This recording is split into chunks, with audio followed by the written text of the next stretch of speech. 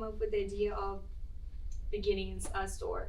So we started the store April of 2021. It was kind of just a random idea. So I was actually away at school. I was going to college at UCF, and then COVID hit, so it was a perfect time to come home. Then I reconnected with Julian, who's one of the partners here as well. He introduced me to Gibby at the time, and a bit of fourth partner. And they were just talking about doing a sneaker podcast, and I was doing like video work and editing work at the time. So I became the editor, and then from there they said, "Hey, we're gonna do a store." I was just kind of like, "All right, cool. Like that sounds like a cool idea." And then it just kind of happened. We all just came together, the four of us, just because we'd always buy, sell, trade down in Miami.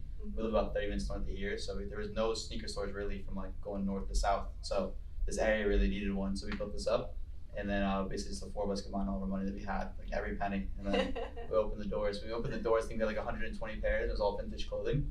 So now we're coming up close to our year mark. We have, lots more pairs than 120, and all of our clothing is antisocial, Babe, Supreme, Off-White, some designer pieces. So I'm really, really proud of what we built in that year and a half. Wow, that's nice. And what about the name? So the name was actually Julian, and then one of our friends, his name was Nico. They created the name years ago, way before I was even part of it, called Cold Shoulder. At the time, it was just like an Instagram page, and they're doing some stuff on there. And then I guess like the inspiration behind the name for them, like the story that they tell me at least, is that it's a kind of a play on words. So like you go to like a luxury store, people like the sales associates there typically give you the cold shoulder. They look at what you're wearing, look at how you're dressed, and then kind of just it's like a turn off, Yeah. So here, we try to treat every single customer the same, no matter if you're rich, famous, there's an average kid down the street, whatever it is, and you try to give everyone the same service. So that's kind of a play on words there. Nice. So what would you say is the differential of your store? Like what differs you from other stores? So a lot of sneaker stores you go to, it's going to be kind of like the same feeling. We're just going to walk in, so we see sneakers on the wall, and 9 times out of 10, the customer service isn't always there. Especially if you're not going there to spend a lot of money. So I think our customer service, just our inventory selection and the layout of our store, we try to be a little bit creative. We have a whole mural on the wall, the epoxy floors, we do a lot of content. So we try to interact as much as we can with our supporters, our fan base, and our customers, and try to drive kind of almost like a community sense, rather than just like, we don't want to just sell you a pair of sneakers, we want to become your friend and try to build that relationship. So I think that's what's kind of different with us and other stores. That's really, really nice. And what are your plans for the future? So we're hoping sometime soon that we'll have a second location. That's a big goal of ours, just because we love it here, but we want to expand and keep on growing our brand. Keep it all in house. That's just a big goal of ours, and just keep on crushing it on socials. We're growing quickly on YouTube, quickly on TikTok. We're going to keep that going. Hopefully, go out to some more events, do some more things in the sneaker community. Maybe even have our own event one day. That'd be super cool. But just the thing that we're mainly focusing on right now is our merch and our clothing. We have another drop coming up soon, and we're trying to do more effort with that and just drop consistently. That's really, really nice. I'm saying really, really nice 3,000 times now. I know that you're really big on the internet, like social media. Who is the head of that? So that would be Adrian. That's our editor and videographer. We come up with a lot of ideas in-house, and we've always done it ourselves, just the four of us, just because I like to say that we're all creative and just provide something different to the table from perspective. But Adrian's really the one that grinds behind the computer, edits all of our videos, shoots all our videos. Adrian's a childhood friend of mine, and we just kind of grew up shooting together, and we each have that passion and different creative outlook. But it was awesome to have him on board here at the shop. He kills it for us. So that's all props to Adrian. And what do you think about sneaker conventions? Conventions, I love them and hate them at the same time. So like, so I love them for the fact that like it's a new group, and just that, you get to meet a lot of cool people. The part that I hate is like how I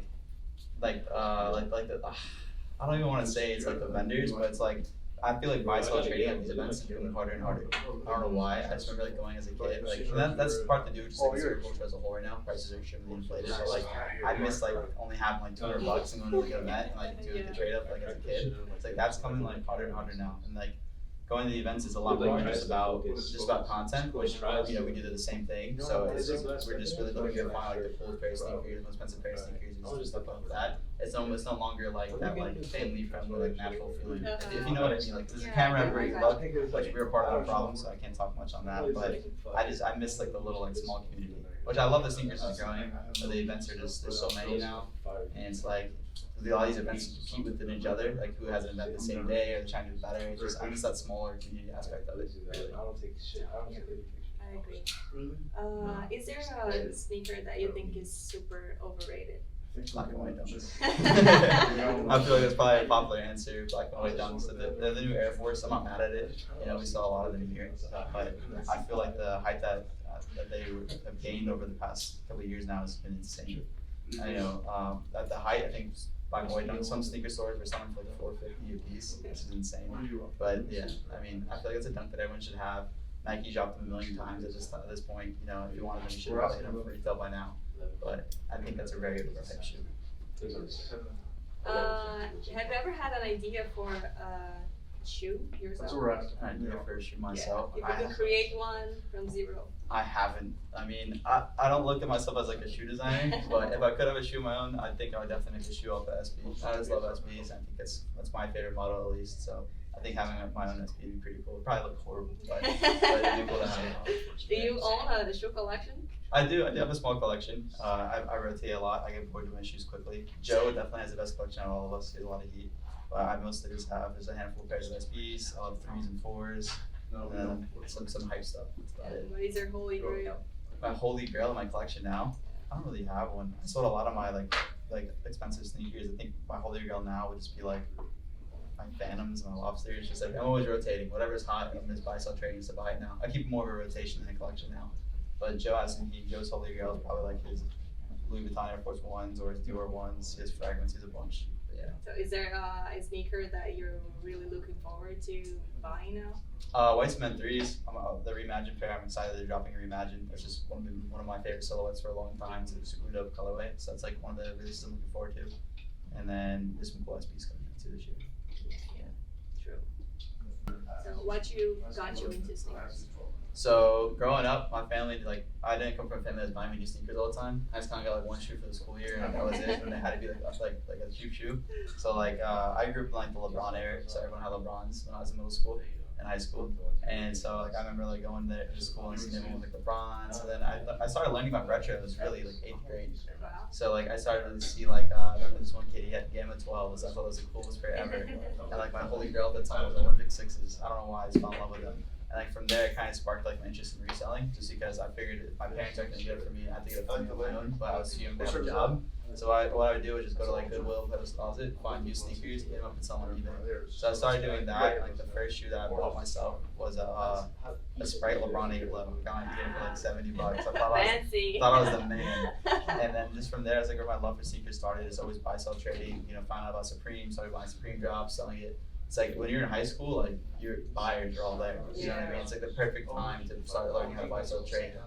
Because you just have to tell your buddy, hey bro, you want this t-shirt? Make it quick like $20, just keep on repeating. That's really what I did. Started going to events when I was younger, begging my friends' parents to take me. And then from there, my love for sneakers started. And that's how I met the guys that I'm partners with now, just the sneaker love and the culture. Do you have a role model? Do you have a role model? Like in the sneaker space or just the whole? So a role model in the sneaker space, I would definitely say is 2J's. Seeing what he built with Urban Necessities, just building that brand and his story is just so inspiring. I've had a few chances luckily now to talk to 2J's in person, which is super cool.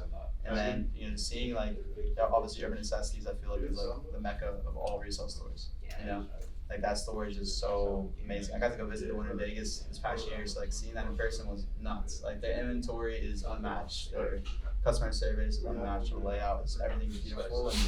And seeing 2J's just make a brand that's so world known now, he just opened a store in Saudi Arabia, which is crazy.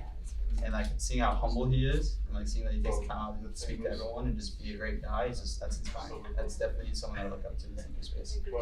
Yeah. Do you have someone, a person that you would love to have here? Love to have in the store? Yeah. One person? 2, 3? Oh, I can name a handful, of course. I feel like one person to walk through the door, it has to be Jordan. Yeah. Obviously, I think you'd hate the store because you're selling your shoes, but having Michael Jordan come through the door would be pretty cool. Yeah. Would you be a groupie and just be all around? I feel like for Jordan, you kind of have to be, just for a second. Yeah. You gotta get the quick picture. You're allowed to do that. Yeah, you gotta do it. But nah, I feel like we can have a normal conversation. Yeah, I like to think so. Everyone says that until he walks in, but yeah. Yeah. Different story, but yeah. We've had a chance to meet a few people in the past. We were at Complex Con out in LA. Meet Ski Mask. Pitch that was super cool. We got to meet Chippy Red. Go out to one of his concerts. That was awesome.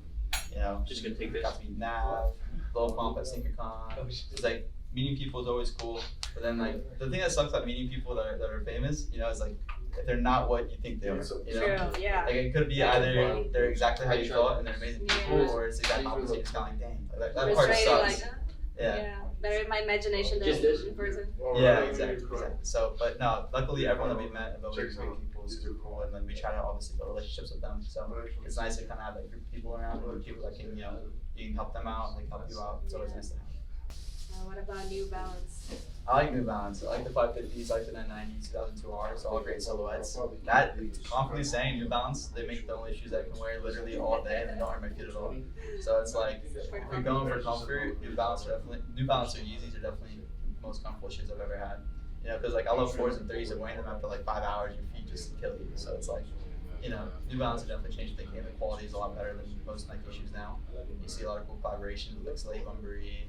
Like Joe Fresh Good, they killed it. So I think it's kind of cool to see New Balance come in and kind of like disrupt sneakers in a sense. How it's more like it's a dad shoe, but they're making it cool again. You see like a lot of people wear like some like crazy outfits like a cardigan and kind of dress it up. Like, it's cool. I like that. It's not just a tracksuit. A tracksuit was majority of now. I think it's a nice little twist in the sneaker culture. Is there a sneaker that looking in the past you thought was sick and now you just think that, what was I thinking when I wore that? Foam posits. I had a lot of foams. I got into foam posits. It was like the first cool shoe. Like one of the first cool shoes I got was a foam posit. And I don't know how I wore those shoes for so many years. It's so heavy, so bulky. I mean, that was popular back then though, so I don't know. So I guess it fun to hype a little bit. Foam posits. Yeah, but they always hold a special place. But I don't think I'd ever buy a pair.